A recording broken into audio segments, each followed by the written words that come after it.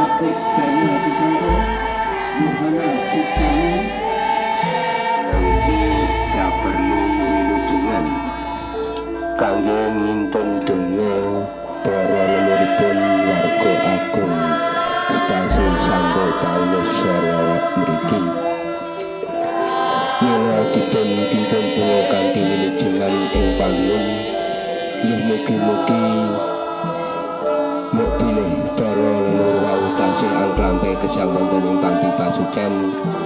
Mugi Gusti kersa paring sudha siksanipun, kersa ngapunten dhumateng sedaya dosanipun, kersa nampi lelapitan ingkang sae sehingga dumah pantes nderek gesangaya wonten swarga langgeng kempal kaliyan para suci sedaya.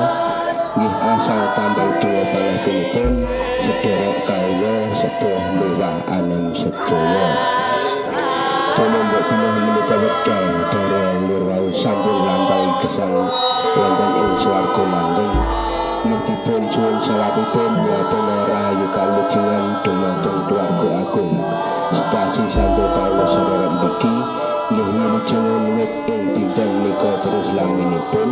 Nggih kanthi sanget nyuwun tambah donga panjenenganipun nggih sedherek kawula sepuh mewah anem sedaya. Dene minangka sarana keluarga agung stasi Santo Paulus Sarawak mriki kuwaos ngedalaken rejeki paring ingkang mau kuwaos ingkang medal saking bumi tu saking sarine daya pikantuk berkah Gusti ingkang Maha Suci ingkang awujud jeko suci ulam sari sawanci. Nggih pralambanging kurban wilujenggang ingkang medal saking ulahing tetanen dalah inga-ingahan kangge caos bekti pakurmatan konjuk ing Gusti Yesus. Mila dipun sasi bekti pakurmatan nggih dipun suwun tansah paring berkah kasarasan berkah kawilujengan dhumateng warga agung stasi Santo Paulus Sarawak mriki katepihna saking sedaya bilai tansah paring lubering rejeki tuwin anggenana kabul anggenipun ngimung donga kangge para luripun sedaya. Nggih kanthi sanget nyuwun tambah donga pangasunipun nggih sedherek kawula sepuh mewah anem sedaya. Ini mboten kesupen ugi keluarga agung stasi Santo Paulus Sarawak mriki angurmati dumateng Bapa Adam para nabi lan leluhur suci ingkang sampun sumare sedaya. Mila sareng-sareng dipurmati dalem menika saged dados lantaran kadumugenipun donga wekdal menika saged tinampi dening Gusti ingkang Maha Kuwasa kalubera dumateng niat kajatipun anggenipun ngintu donga kangge para lupun sedaya ingkang sampun sumare. Nggih nyuwun tambah donga panjenenganipun nggih sedherek kawula sepuh mewah anem sedaya.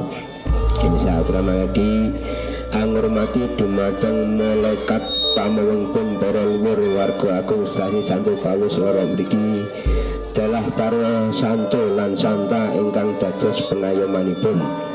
Mila sareng-sareng dipurmati wekdal menika tansah angampungono amayungono piswanipun para luhur ngantos papan ingkang sinedya ya menika kasuwargan jati. Nggih nyuwun tambah donga panjenenganipun nggih sedherek kawula sepuh mewah anem sedaya. Ini saat lagi pematri dumateng dinten kalih rinten lawan dalu dinten pitu penan gangsal ketigang dosa sasi rolas widi sekawan dumalah dumateng tanggal kalih wulan November kalares dinten Setu Legi.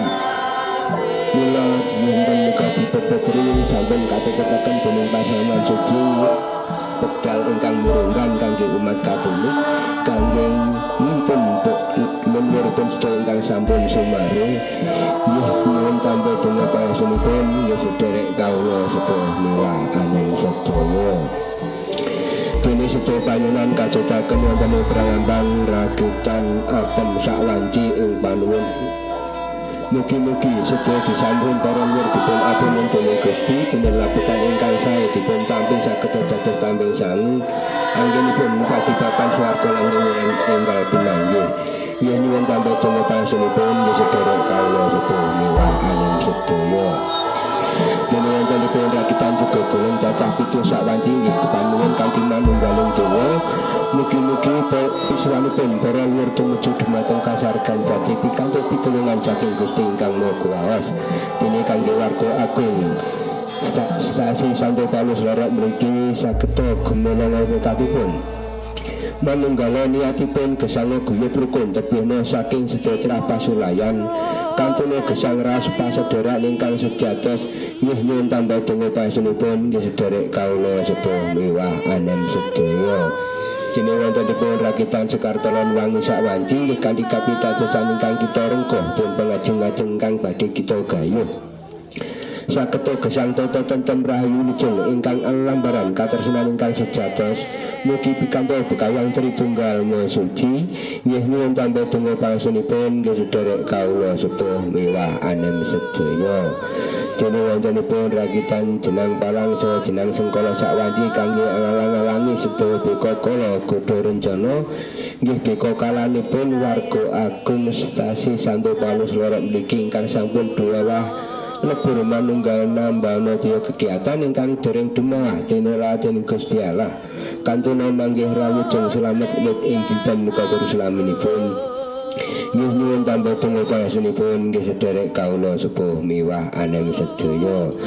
Dene wontenipun rakitan pisang raja asal tangkep sawancing panuwun mbok pilih anggenipun warga agung stasi Santo Paulus Lorok mriki ngaturaken beban wilujengan kirang jangkep nggih mugi piyambak ingkang paring jangkep kanthi pangajap saged jangkep mugi gesangipun warga agung stasi Santo Paulus mriki wonten alam praja mboten kirang setunggal menapa tansah kalengkuh berkah Gusti ingkang Maha Kuwasa selawat wilujeng wit awal terus ing akhir yen nyuwun tambah donga panjenenganipun wis derek kawula sepuh miwah anem sedaya cekap anggen kala ngaturaken monggo-monggo sedaya pangajeng-ajeng pun panjenengan kita sempurna mantunya yen mugi-mugi Gusti kang penggalih membacani menapa ingkang dados panjenengan kita kita lalu sawetawis mantunya Punjang Kenaya Rama Sayang Putra Punjang Rasuci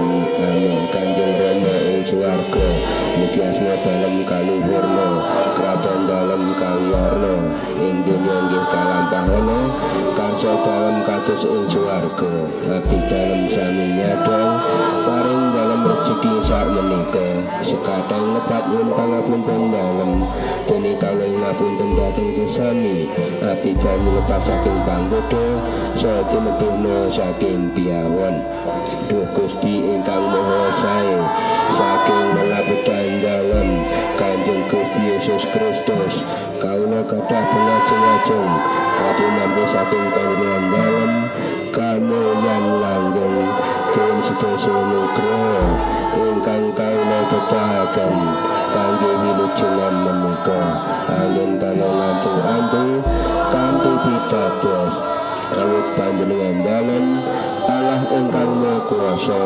berbudi tanpa wates dhateng kawula duh Gusti ingkang welas asih kawatri nyantosaken pangajeng-ajeng kawula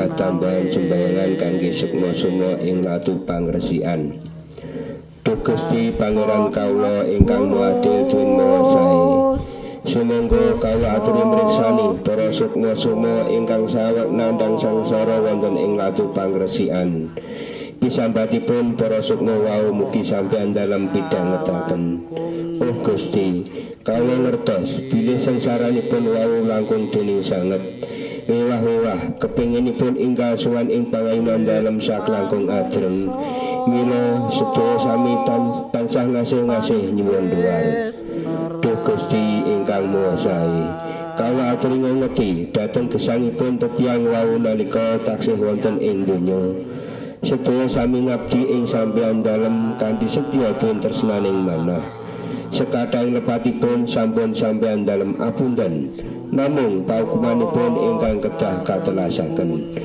duh Gusti kawula ngasih-ngasih ing ngarsa dalem mugi Gusti kersa yuda utawi damel mayaripun para sukma-sukma kekasih dalem wau awit para sukma wau ugi sampeyan dalem tebus Duh Gusti sampeyan dalem sampun ate sukawa sanget ing Taman Jaitan.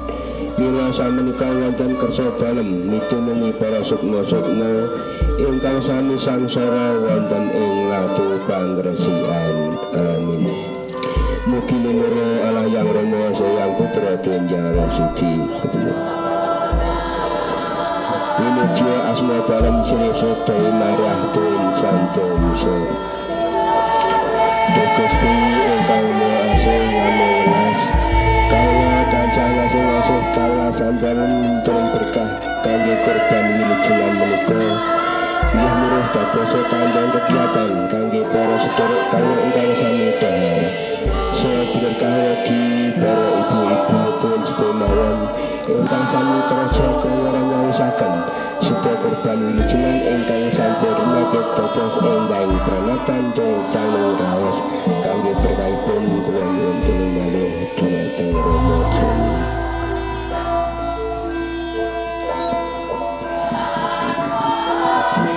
Gusti manunggal muga-muga panjenengan kita nyampurnakake sedulur awake dhewe kang wis sumari pakaryan keluarga kita kasampurnakake dening berkah Allah kang Maha Kuwasa Yang Rama Sang Putra Tuhan Yang Roh Suci.